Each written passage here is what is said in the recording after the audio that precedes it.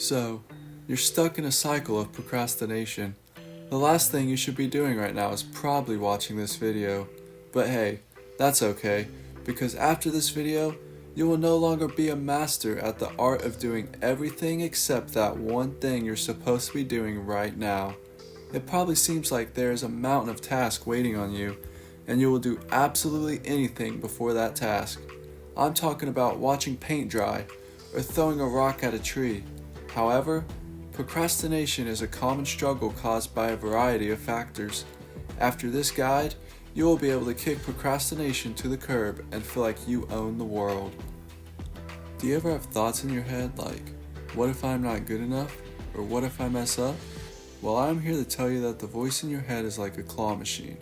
If you don't get rid of the voice, you will never win. If you have ever played a claw machine for a big prize, you know exactly what I'm talking about. It's almost impossible to win. You must eliminate your fear of failure to make it possible to win. Or in other words, you must eliminate your fear of failure so you can stop procrastinating. It is okay to make mistakes. Failure is not the end of the world. I mean, come on. If you have ever seen a bad action movie, you know how the sidekick tries to help the main character and it almost never works.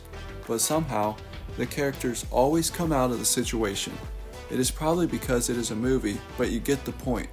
Failure is simply a stepping stone towards success. Every fail allows for growth and learning. So, there is no reason to fear failure. Something that goes hand in hand with failure is perfectionism. Like I said earlier, don't be afraid to fail. You don't need to take note of every tiny detail. Perfectionism can cause significant delays.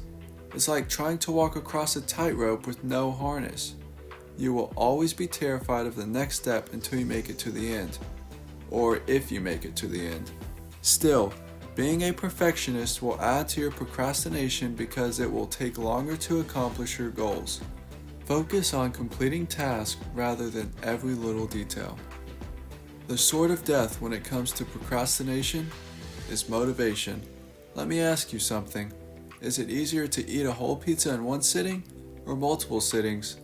If you said you wanted 2 pizzas to eat, that right there is motivation. But the answer is probably multiple sittings. If you have a big task, it is best to split it up into multiple small tasks. That way, when you finish a small task, you also complete some of the big tasks you are working towards. I mean, think about it. Could you ever sit down and watch an entire season of a series in one sitting? More than likely not. Usually we watch an episode or a few at a time. This is how you should treat your task. Make clear goals in an attainable time frame and go after them. Once you get that done, you will find more motivation to finish the rest. Also, don't forget to reward yourself on each small achievement. You just got hit by a train. Well, not an actual train, a train of time management. You thought you could clean your room and then do your homework all in an hour. Well, time slipped away from you and now you're just sitting on the floor wondering what went wrong. Time management is knowing when you are the most and least productive. It does not have to be an impossible to solve mystery like a Rubik's Cube or anything math related. Just knowing when you are productive and planning to accomplish your task helps to fight procrastination. As long as you hold yourself accountable, of course, and follow through. Not like an airball follow through though, but a game winner swish where the crowd goes crazy and everyone goes to the local Waffle House and celebrates. Anyways, now you have a roadmap to follow and conquer your procrastination.